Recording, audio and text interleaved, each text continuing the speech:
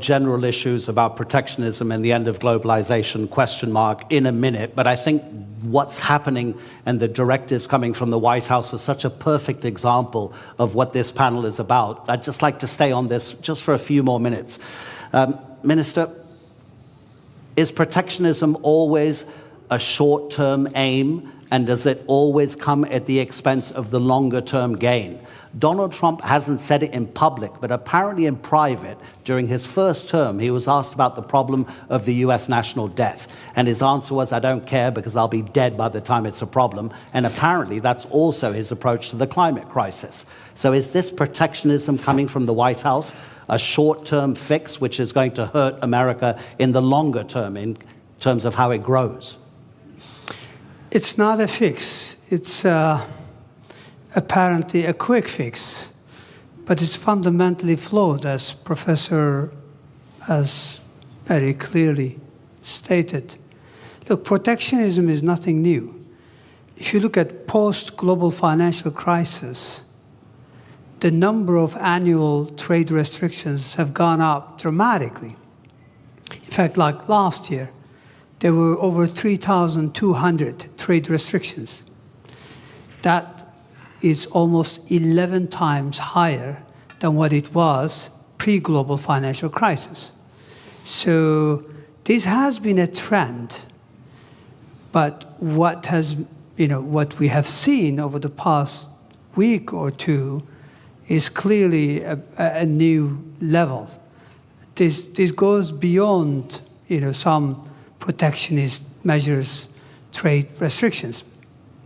This goes into something, an all-out trade war. So that's really worrisome, because if you go back, again, if you look at 20 years to global financial crisis, global annual trade growth was 2 times world real GDP growth rate.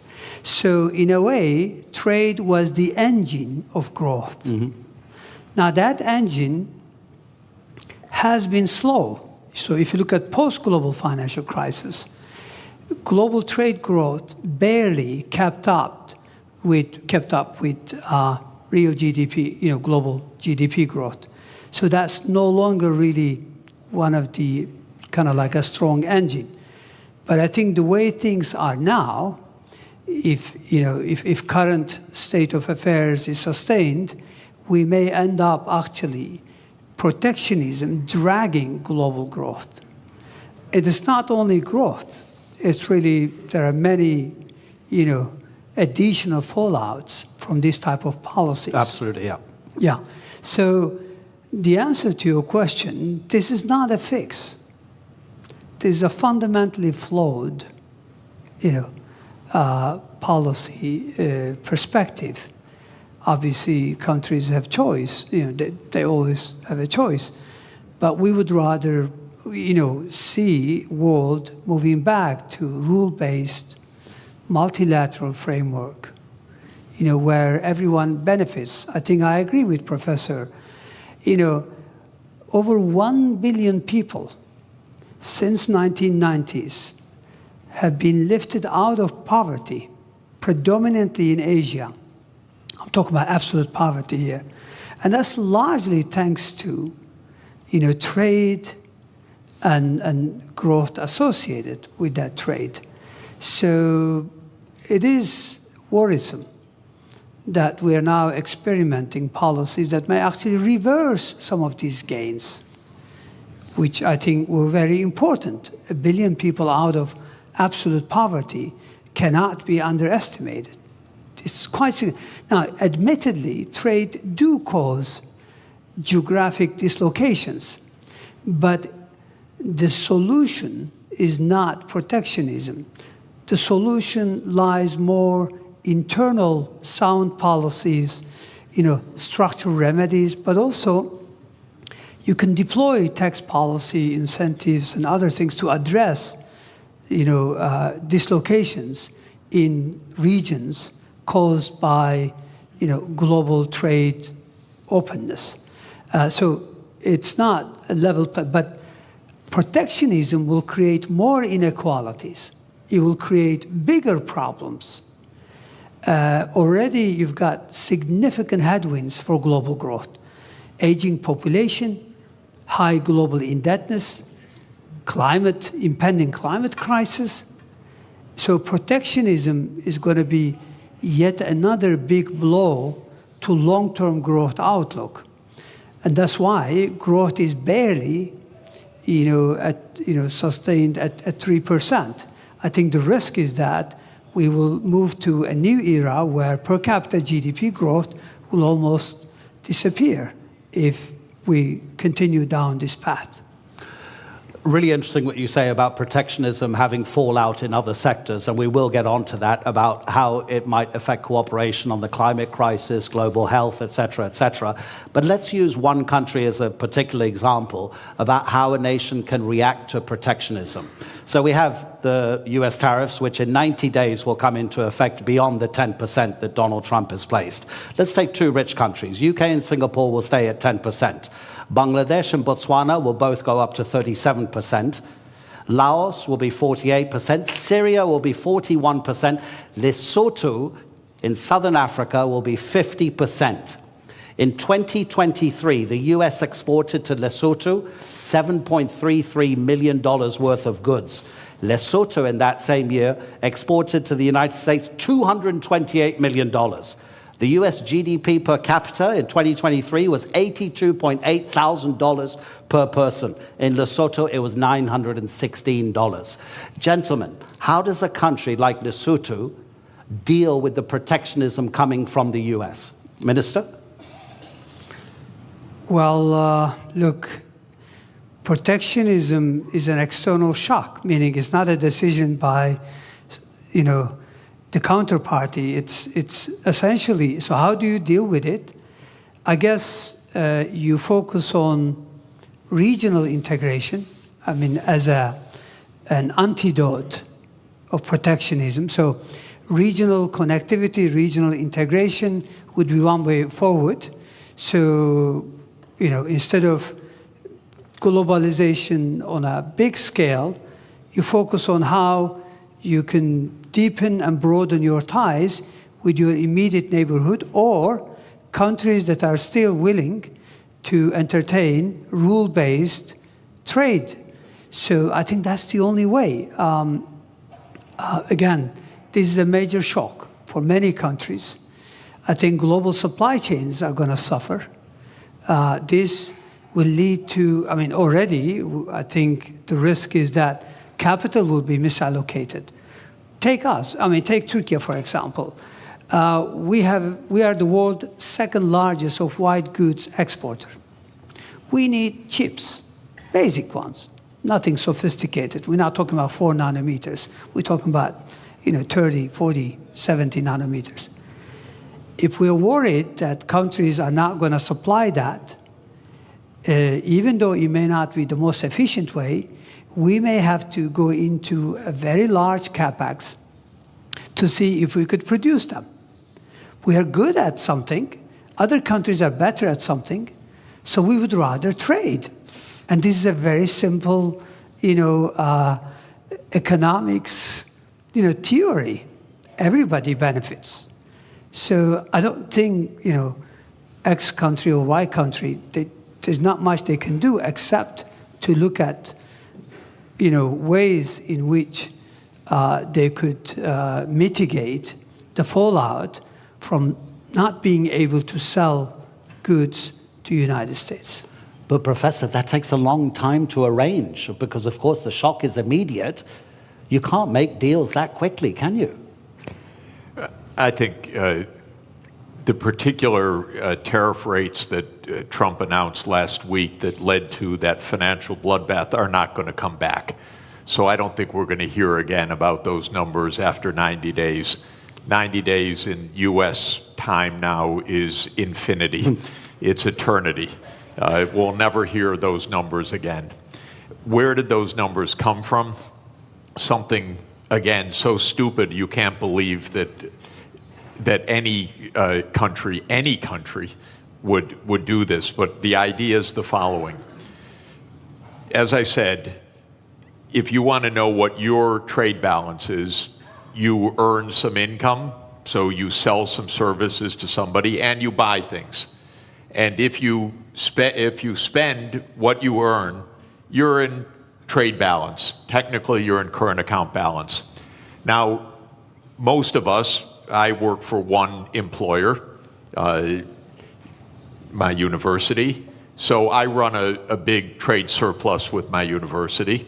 And then I run a pretty big trade deficit with the grocery store that we buy our groceries from. And if I have to buy shoes, I run a trade deficit with the shoe store and so forth. Trump's idea, just to add to the craziness of it, is that you should run a trade balance with everybody, not an overall trade balance, but a trade balance with everybody. So you should sell a little bit, you should work a little bit for your shoe store, you should work a little bit for your grocery store, you should go around anytime you want to shop, you trade something. I'll write you an essay if you'll sell me shoes. And you make your living somehow trying to balance your trade with all of your counterparts. Well, this is insane. This is why we have a market economy. You don't have to have balance with every transaction that you do with somebody. But what Trump said was, oh, Lesotho, they sell us more than we buy from them. So they're cheating us. That's literally what he said. Literally what he said. Okay, is it completely delusional or rhetoric? It's delusional, okay? Just so you know. It's weird. But anyway, now then he calculated a formula. Okay, Lesotho, we have to tax them by the amount to reduce the imports from them so that we have balance with Lesotho. And then they made some absolutely stupid formula that you would not accept in a first year, third week class. It came out of the US Trade Representative's office. They probably were told, do it overnight, the boss wants it. And then they came up with a list of tariffs, country by country, based on the bilateral trade balance. You cannot make this stuff up. This is not it used to be not a Mickey Mouse country, my country. But this is Mickey Mouse. This is not, and I apologize to Mickey Mouse. He would not do this. Mickey Mouse is smarter than this. So we are in a crazy land, actually, with this. Now, it stopped for a moment. We'll never hear those numbers again. I don't know what we'll hear in 3 months. God help us, really. Because it probably won't have to do with trade. It'll have to do with something else. But we can't normalize this as what's the rationale, how to negotiate, what to do. Of course, 60 countries immediately said, we'll rebalance with you. And the President of the United States literally used the language I'm about to use. I'm quoting him because otherwise I would never say this. He said, 60 countries are coming to kiss my ass. He said that in a public speech, the President of the United States. So this is, I'm sorry, I apologize. No, but it's presidential language. Yeah. Okay? I'm only speaking at high political terms. So we cannot normalize this. We have to say no. We didn't spend 100 years on 200 years, 207 years since David Ricardo put forward the idea of comparative advantage, okay? And we have been building the trade system since the ruins of World War II for 80 years. And we have been building the World Trade Organization, which the US led the creation of, I think it's fair to say, for 31 years. This should not be normalized to try to figure out what is the theory of this.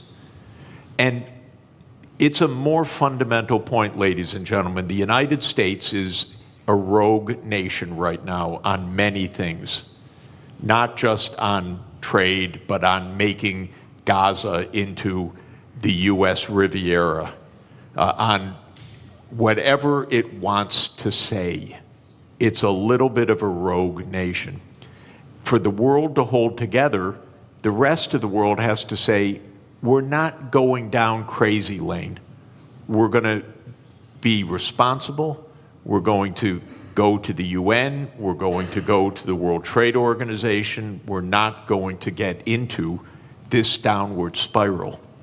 Because if we normalize craziness, there is no way out.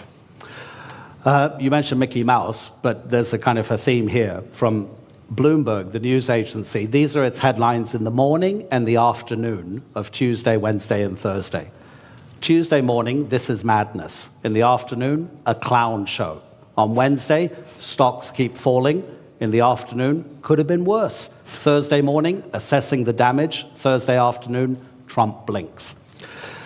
Minister, and by the way, if I yeah. may, because it's interesting, because I'm living in this crazy world, the Secretary of Treasury then, with all deference to a person who has a very hard job, he says, this was planned all along when Trump dropped this. Can you imagine? He couldn't say anything else, though. Well, yeah, I know, but to hear this from your Treasury Secretary is not also reassuring, because all you hear is a crazy land rather than what we need to hear, which is rationality. Okay, so let's make it more general for the moment. And by the way, ladies and gentlemen in the audience, I'll give you a few minutes at the end if you want to ask our two panelists a question. We'll try to get a few questions in from the audience. So to broaden it out, Minister, as the professor says, and pretty much everybody agrees, protectionism doesn't make economic sense because in the longer term, it's going to cost everybody. So what's driving increasing protectionism, not just in the United States, but in other nations as well? Because if it doesn't make economic sense, does it mean it then becomes a political statement from the person imposing that protectionism to almost appear as like a nationalist moment to bring people towards that decision maker politically rather than economically? Well, it's easy to explain. I think what is driving the current, what seems like a fundamentally flawed policies is, first of all, let's set the scene. I mean, there's a geostrategic competition between China and the United States. We know that. China has what it takes to become a superpower because it has human capital, it has state-of-the-art infrastructure, and now it's catching up in technology. United States consider itself as the hegemon power. So we know from history there's always been tensions between existing superpowers and emerging ones. It doesn't have to end this way, meaning in a trade war or any other wars, but it does in the past. I mean, history tells us that we more frequently see tensions rather than cooperation. So what lies behind this? Very simple. Go back to 20 years ago, roughly speaking. China accounts for about 8% of global manufacturing. Today, China accounts for more than 30% of global manufacturing. Who lost ground? United States, European Union, and Japan. United States clearly also sees this. Again, go back to 20 years ago and just visualize a world map. Which country commands as the main trading partner of the rest of the world? Maps are all over the place. Clearly, it was the United States 20 years ago. Today, it's China. Now, normally, the way you would respond, the way I would respond, is that, look, we need sound policies, structural reforms to regain ground. Instead, it looks like this rivalry, combined with lack of, obviously, clear understanding, is that it leads you to go after quick fixes. And quick fixes, which is also to do with populism, nationalism, is to blame others and is to present it in a simple fashion. The reality is you have to be more competitive. You have to invest in upskilling, reskilling your population. You have to invest in your infrastructure. And you have to, there's a lot of, there's a long list of homework. But those are politically difficult to deliver. They take time, and they're difficult. So structural policy has been lacking in most countries. And when you can't deliver structural transformation, then you you rely on monetary policy to fix things. Monetary policy in many parts of the developed world have been doing the heavy lifting over the last couple of decades in the face of difficulties. So my point here is that I think we know what drives it is losing ground. But how do you regain ground? Again, the sophisticated way would be to do the right thing and deliver on reforms. The easy way would be to blame everyone else and come up with high tariffs as a fix. Let's see. Okay, so protectionism is also not helping your friends to concentrate more on yourself rather than the outside world. We know that the drastic cuts to USAID, the Agency for International Development, has already or is going to cost lives. Myanmar's recent earthquake, the Americans have been for decades maybe the most important first responder, sending hundreds of rescue workers. They sent 3 administrators. They didn't send a single rescue worker. They laid off recently some people working for the federal government on the US nuclear program. They realized very quickly within a couple of days that it was actually a national security issue, so they were told to come back to their office. The office said, sorry, they've been excluded from their federal emails, so we can't get in touch with them. So they couldn't re-employ them. Professor Sachs, when you were president of the Earth Institute at Columbia University, it focuses, I've got to read this from the notes, it focuses on sustainable development, this institute at Columbia, including research in climate change, geology, global health, economics, management, agriculture, ecosystems, urbanization, energy, water, everything that we need to live. So how does protectionism affect these kinds of relationships between one country and another country? Yeah, It's actually I want to answer deglobalization. that by continuing on with the brilliant explanation that that the minister just gave about the hard stuff and the easy stuff. Yeah. So just to say, in American politics, the swing states in the presidential elections in the last 3 elections in particular have been the Midwestern states. So those are states like Michigan, Indiana, Illinois, Ohio, Pennsylvania, Wisconsin, Minnesota. These are states that can go either way. And those states did suffer a decline of employment in manufacturing, not only or even mainly because of trade, but also heavily because of automation over the last 40 years. I come from Detroit, which is Motor City, used to be, and I used to go when young on school field trips to see the assembly lines, and there were actually workers on the assembly line. But now if you go to an automotive plant, it's all robots, very, very few people inside. That's not because the jobs went overseas. In that case, that's because the assembly line itself became an automated phenomenon. So Trump is giving an answer to those swing states. It's China's fault. It's Mexico's fault. It's Lesotho's fault. what the minister said is really important, that when he said that trade benefits the economy, but it could hurt some sectors. And what you do is not stop the trade, but you make sure that you pull everyone along, maybe in a regional policy, or maybe in job reskilling, or maybe in some other kind of public investment or education policy.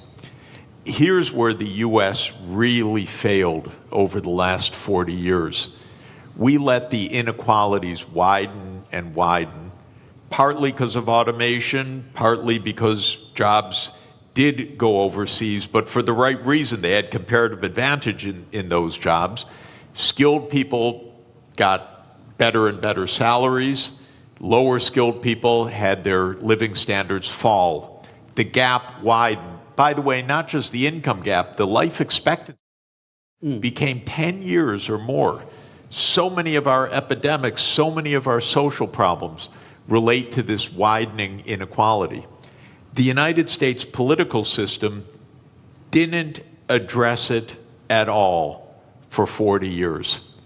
And that comes to what I mentioned, the corruption of the political system. When candidates of both political parties are paid by rich donors for their reelection campaigns, and both parties then become the agents of tax cuts and no really addressing the social conditions, you end up with a Donald Trump coming in and selling a pseudo explanation, it's all China, and selling a pseudo remedy, a trade war. What the auto workers are going to learn right now is they're going to lose jobs by even the tariffs that have been put in place, because we need the intermediate parts brought in from elsewhere. Now they face higher costs, and the United States can't compete at all with Chinese electric vehicles. The United States has basically handed China the electric vehicle market for the next 20 years. So did Europe, by the way. Europe delayed the transformation to electric vehicles, said we produce great internal combustion engines, we're going to continue to do that. The world actually needs electric vehicles because of the climate crisis. So all of this is to say the real hard work is to think ahead. Mm-hmm. The country, by the way, in my experience of working all over the world in the last 40 years, that thinks ahead the most is China. Mm-hmm. China's success is not random. China's success actually is a lot of forward-looking planning. In 2014, China issued a document called Made in China 2025. And it wasn't a protectionist policy, it was we need to invest in the technology so we can be at the forefront. I think in 8 of the 10 sectors that were identified there, China succeeded in reaching the forefront. In 2017, China made a plan for artificial intelligence. This is already 8 years ago. DeepSeek didn't just come out of nowhere, it came out of a long-term strategy. So this is hard work that actually pays off. This is what every government should do. This is what every country should do, is look ahead. Now, you mentioned very interesting idea. We got a president who doesn't understand and maybe doesn't care about the future in the same way. But just to say, the biggest issue on the planet should be the climate crisis, not all the things we're endlessly talking about. And every part of the world is going to suffer terribly by what has been built in terrible, very dangerous climate change. It's out of the headlines. But, you know, I had a very difficult job. I was the director of an institute with 300 climate scientists for 14 years, some of the world's leading climate scientists. The reason it was a hard job is that every week they came up and told me, it's worse than we thought. They would give me endlessly grim news. And the lead climate scientist at Columbia University is a man named James Hansen, who I regard as the world's leading climate scientist. And he produced a study in January that said it's much worse than we have thought. The world's temperature has gone up by 0.3 degrees Celsius in 3 years. We have had 21 months of the last 22 above 1.5 degrees. That's the new baseline, by the way. That's not because of an El Nino effect. That's the new baseline. We already blew the limit that we set 10 years ago in Paris that we said we would not exceed. We're already above it. And what Hansen says is we're rising at an accelerating rate. Now the average rate is probably between 0.3 and 0.4 degrees Celsius per decade now on average. So we'll be at 2 degrees excess. What all of this means is profound danger 20 years from now, 25, 30, but we're already seeing terrible danger today. I don't want to minimize what's already happening. Los Angeles burned down, massive forest fires in Korea last week. It's everywhere. My wife and I are nonstop traveling. Every single place we go is some kind of climate crisis, literally. It's a drought, it's floods, it's heat waves, it's pest infestations, it's forest fires. And the sea level is going to rise by many meters, which is not great for Istanbul, by the way, and not great for coastal areas. It's very dangerous what is built into the system. Now, what is Trump's answer for this?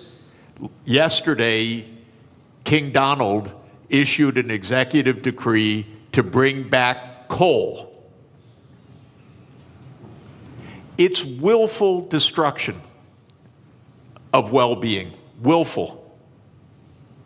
And that is, again, he pulled out of the Paris Agreement. What I'm hoping, ladies and gentlemen, is the other 192 members of the UN have to say, no, we're not entering a crazy land. We're going to take care of our future. Right now, I live in a crazy land. But the rest of the world has to avoid the crazy land, has to avoid normalizing this. I don't know if any of you saw it during the height of the coronavirus pandemic. An Australian artist, cartoonist, drew a cartoon which had the first tidal wave, kind of a tsunami of economic recession. There was a bigger tidal wave tsunami behind it, which was COVID-19, and then a huge one over both of them, which was the climate crisis. So get ready, I'll give you a chance to ask a few questions, but I just wanted to address one final issue to the minister. And I was getting a bit depressed, Professor, when you were talking about that. I tell my kids since they were born, they're now 21 and 19, live anywhere you want in the world, but don't live near the coast or near a river. The professor is saying that the climate crisis is going to be one of, probably, I'm kind of, putting words into your mouth, Professor, that deglobalization, if it becomes more and more of a popular sentiment and policy, the climate crisis will be affected because of a lack of cooperation through deglobalization. Minister, what other big dangers do you see if the trend of deglobalization gathers pace? Well, as I mentioned earlier, in addition to the impending climate crisis, which could have a devastating impact on the future of humanity, I think we are faced with significant headwinds that already exist, but some of them could become more complicated. One of them is high global indebtedness. Mm-hmm. If protectionism clearly goes the way it is today, meaning if we really go into these trade wars, and if this leads to higher inflation, even for a couple of years, if that's the case, then that means long-term interest rates are likely to rise.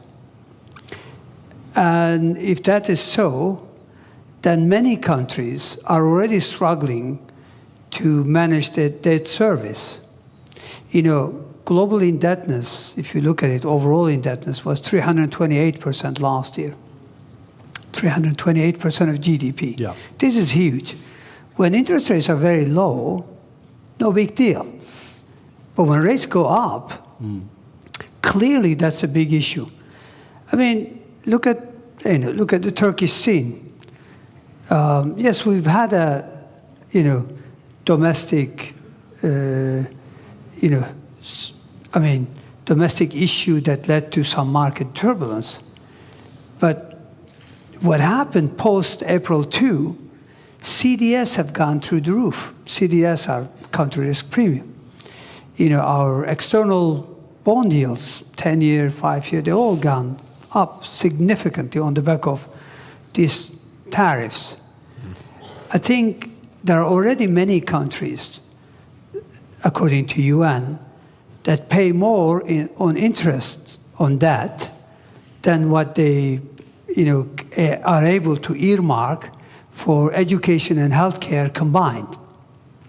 So I think we already have issues such as indebtedness that the current trend could exacerbate. Aging population already could create huge constraints on public finances going forward. So those are some of the additional headwinds that exist that could actually serve as speed limit or a drag on growth. So I think the world, and I agree with Professor that the world has to, rather than going down this path, we need to cooperate more. We need to work more closely on climate change, on how to address other problems, because protectionism will also lead to probably global inequalities. If you don't allow AI chips to be freely available to everyone, clearly that's a big issue, because then many countries will be left behind in terms of tapping this AI that has immense potential to boost productivity. Protectionism is not limited to trade of goods and services. It's now associated with financial flows, with diffusion of technologies through FDI.